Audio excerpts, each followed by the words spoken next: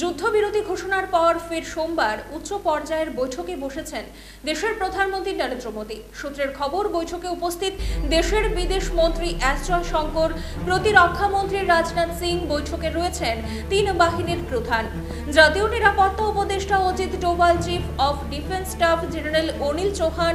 জানা যায়, তার আগে শুক্রবার তিন বাহিনীর প্রধান এবং চিফ অফ ডিফেন্স স্টাফের সঙ্গে বৈঠকে বসেছেন মোদী।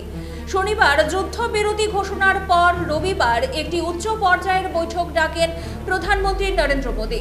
বৈঠকে উপস্থিত ছিলেন প্রতিরক্ষা মন্ত্রী রাজনাথ সিং, বিদেশ মন্ত্রী এস জয়শঙ্কর, জাতীয় নিরাপত্তা উপদেষ্টা Ajit Doval, chief of defence staff general Anil Chauhan এবং তিন বাহিনীর প্রধান। অপারেশন সিঁদুর নিয়ে সাংবাদিক বৈঠক থেকে পাকিস্তানকে ফের কড়া বার্তা দিয়েছে ভারত। বৈঠকে উপস্থিত ছিলেন তিন বাহিনীর প্রধানরা। সাংবাদিক বৈঠকে জানানো হয়, অপারেশন সিঁদুর পরিকল্পনার মূল সামরিক লক্ষ্যই ছিল সন্ত্রাসবাদী কার্যকলাপের সাথে যুক্ত অপরাধী এবং পরিকল্পনাকারীদের শাস্তি দেওয়া এবং জঙ্গি ঘাঁটিগুলোকে ধ্বংস করা।